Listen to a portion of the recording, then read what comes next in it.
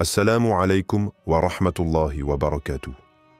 Chers frères et sœurs, que la paix, la miséricorde et les bénédictions d'Allah soient sur vous. Dans cette vidéo, nous allons voir les deux doigts Allah garantis une réponse dans les moments difficiles. Parfois, tu traverses des épreuves que personne ne voit. Tu souris dehors, mais à l'intérieur, c'est l'effondrement. Des douleurs que tu ne peux expliquer, des prières qui restent sans réponse.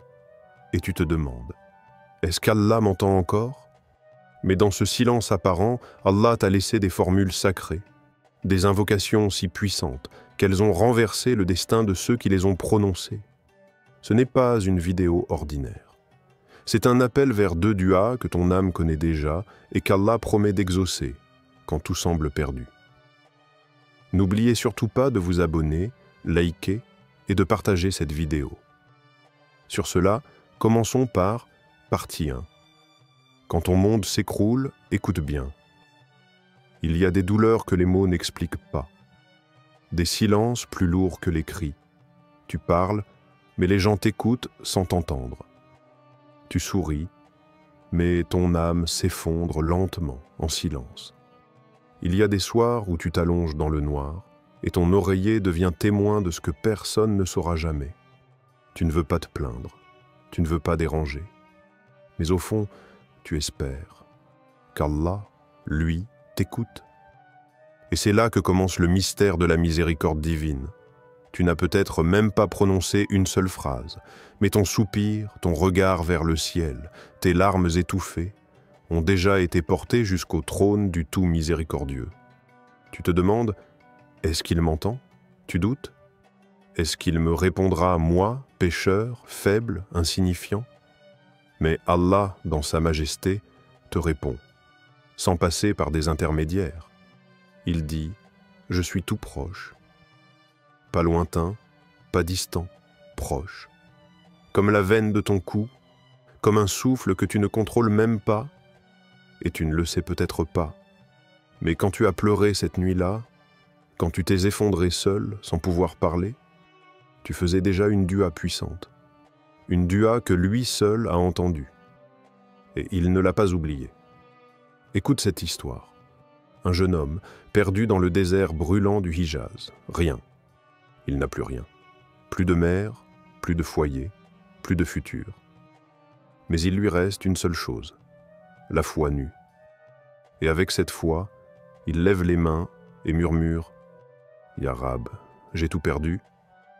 Mais si toi tu es là, alors je n'ai rien perdu. » À ce moment précis, un étranger apparaît à cheval. Il ne sait pas pourquoi il est venu. Il devait être ailleurs. Mais il tend de l'eau, du pain, un regard. Et dans ce geste, Allah répond « Peut-être que toi aussi. Tu es à une prière sincère de voir le ciel se pencher vers toi. Alors, laisse-moi te poser une seule question. As-tu déjà prié avec ton cœur, quand ta langue n'y arrivait plus? Car ce que tu vas entendre maintenant, ce sont les deux invocations sacrées que ton Seigneur a juré de ne jamais rejeter. Partie 2. La première dua, un cri venu du ventre de l'abîme. Il n'y avait plus de terre, plus de ciel, seulement la noirceur, dense, lourde, silencieuse. Younous, alayhi salam, n'était pas dans une prison de pierre, mais dans une prison vivante, palpitante, mouvante, le ventre d'un monstre marin, sous l'eau, sous les vagues, sous le poids du monde. Qui l'aurait entendu là? Quel être humain aurait pu le sauver? Aucun. Mais il ne cherchait pas un être humain. Il n'a pas crié pour être secouru, il a crié pour être pardonné. La ilaha illa anta subhanaka inni kuntu minaz zalimin. Il n'y a point de divinité en dehors de toi. Gloire à toi, j'ai été du nombre des injustes. Ce n'était pas un simple verset, c'était une clé, un mot de passe céleste, une reconnaissance totale de sa petitesse devant l'infini. Et Allah a entendu, et Allah a répondu, et Allah l'a sorti de là où personne n'aurait pu le rejoindre. Puis il a dit, et c'est ainsi que nous sauvons les croyants. Pas nous avons sauvé Younous, mais nous sauvons, comme une règle, un modèle, un code d'accès à la miséricorde. Cette dua n'est pas pour les prophètes seulement, elle est pour toi, pour moi, pour ceux qui sont tombés si bas qu'ils ne voient plus le fond. Tu crois que c'est fini pour toi? Tu crois que tes erreurs t'ont effacé de la carte du pardon? Tu n'as qu'à dire ces mots, mais pas avec la langue, pas mécaniquement. Dis-les, avec ton âme nue, avec cette part de toi qui pleure encore dans l'ombre. Dis-les comme une offrande, comme une déchirure, comme un appel d'amour vers celui qui ne t'a jamais fermé sa porte. La ilaha illa anta subhanaka inni kuntu minaz zalimin. Elle était jeune, seule, perdue dans les rues froides de Londres, rejetée, condamnée, brisée par ses propres choix, le zina, la honte, l'abandon. Mais au cœur de la nuit, son téléphone joue une vidéo. Elle entend ces mots, elle ne comprend pas. Mais quelque chose en elle s'éveille. Elle les répète, encore, et encore, en pleurant. Et sans prévenir, la vie commence à répondre. Un emploi temporaire, un toit, un message de sa mère, puis la paix. Elle dira plus tard, « C'est comme si Allah attendait que je l'appelle. » Et toi? Et si cette phrase était la clé que ton cœur cherche depuis toujours, pourquoi ne pas la dire, maintenant, même en silence, même une seule fois? Peut-être qu'Allah aussi attend simplement que tu l'appelles. Partie 3. La deuxième dua. Le feu qui devient fraîcheur. Imagine une scène figée dans le temps.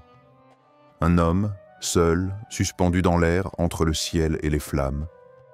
Ses bras sont liés, sa dignité est bafouée, son peuple l'a condamné, son père l'a trahi. Et devant lui, un feu. Pas un feu ordinaire. Un brasier construit pour le détruire, allumé avec la haine de milliers d'âmes égarées. Tout l'univers semblait contre lui. Mais lui n'a pas appelé les hommes. Il n'a pas crié à l'injustice. Il a regardé vers les cieux et a prononcé ces mots. Hasbi Allahu la ilaha illa huwa, alayhi tawakkaltu wa huwa rabbul arshil azim. Allah me suffit, point de divinité en dehors de lui. C'est en lui que je place ma confiance. Il est le Seigneur du trône immense. À cet instant, les lois de la nature ont plié. Les flammes ont reçu un ordre du Seigneur des mondes. Au feu, soit pour Ibrahim fraîcheur et salut. Et le feu est devenu un jardin. Ce qui devait être une fin est devenu un nouveau départ. Allah n'a pas changé la situation. Il a changé la nature de la situation. Il ne t'enlève pas toujours le feu, mais il peut t'ordonner à ton épreuve de devenir ta délivrance. Tu crois que c'est fini? Que tu n'en peux plus? Que tout brûle autour de toi? Dis-le. Pas comme une simple phrase, mais comme un abandon, un lâcher-prise total. Hasbi Allahu la ilaha illa huwa. Répète-le jusqu'à ce que ton cœur s'y abandonne, jusqu'à ce que tu sentes que ta vie repose dans des mains plus grandes que la tienne, parce que, en vérité, elle l'a toujours été. Un homme dans une prison oubliée d'un régime tyrannique. 4 ans de solitude, de murs froids, de tortures muettes. Mais chaque nuit, dans le noir, il disait ces mots. Hasbi Allahu. Il n'avait ni avocat, ni preuve. Personne pour témoigner en sa faveur. Et puis, un matin, la porte s'est ouverte. Aucune explication, aucun document, juste la liberté. Il dira plus tard, « Je n'avais rien, sauf Allah. Et il m'a suffi. » Et toi, frère, sœur, tu penses que ton feu va te consumer, mais as-tu seulement essayé de dire cette dua? Pas une fois, mais chaque soir? Et si ton incendie était là pour t'amener à cet instant exact, celui où tu lâches tout, et où tu dis enfin « Hasbi Allahu la ilaha illa huwa » et si, derrière ton épreuve, il y avait une fraîcheur que seul Allah peut ordonner. Partie 4. Quand le ciel répond doucement, tu les tiens maintenant. 2 phrases. Pas des discours, pas des chants, juste 2 souffles sacrés. Mais ces mots ont traversé l'abîme des océans, les chaînes des prisons, les flammes du rejet. Ils ont été portés par des prophètes et entendus par les cieux. Tu veux qu'Allah entende ton cri, ce cri que même ta langue n'ose plus traduire? Alors ne parle plus avec tes lèvres, parle avec ton vide, avec ton absence de solution, avec ton cœur nu, sans fierté, sans masque, sans barrière, et dis La ilaha illa anta subhanaka inni kuntu minaz zalimin. Je reconnais, j'ai fauté, mais toi, tu es pur. Tu es la seule lumière dans mon ombre. Qu'ainsi, Hasbi Allahu la ilaha illa huwa, alayhi tawakkaltu, wa huwa rabbul arshil azim. Tu me suffis, je ne sais plus avancer, mais toi, tu portes le trône, tu peux aussi porter mon chagrin. Ces paroles ne sont pas juste des invocations, ce sont des clés, des codes secrets du ciel, d'eau offerts à ceux qui sont prêts à déposer leurs armes intérieures. Le prophète Muhammad, Yunus alayhi salam, Ibrahim alayhi salam, ils les ont prononcés quand tout semblait perdu, et Allah leur a répondu, pas parce qu'ils étaient prophètes, mais parce qu'ils étaient sincères. Et toi aussi, tu peux les dire. Allah a promis, invoquez-moi, je vous répondrai.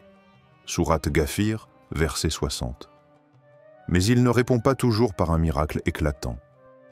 Parfois, il répond par une paix soudaine, un apaisement, une force invisible pour affronter le jour suivant. Il attend, pas tes mots parfaits, mais ton abandon, ton cœur brisé qui revient malgré tout. Alors écoute bien cette dernière question. Elle n'attend pas de réponse à voix haute, mais elle pourrait changer ta nuit ou ta vie. Et si, là maintenant, tu arrêtais tout, le bruit, les pensées, la vidéo même, et que tu fermais les yeux, juste un instant, et que tu murmurais ces deux duas, pas pour obtenir, pas pour convaincre, mais juste pour dire à Allah, je suis encore là, et je crois encore en toi.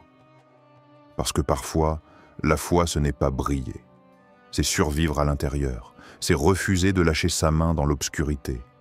Et Allah voit, et Allah entend, et Allah aime ceux qu'il invoque dans la douleur. Parce qu'ils deviendront ses plus aimés dans la lumière. Il y a des clés qui n'ouvrent pas seulement des portes dans ce monde, mais qui ouvrent des portails de lumière vers le ciel. Ces deux duas ne sont pas juste des mots à réciter, ce sont des élans de l'âme, des cris purs, des preuves que tu fais encore confiance à celui qui t'a toujours aimé, même dans ton silence.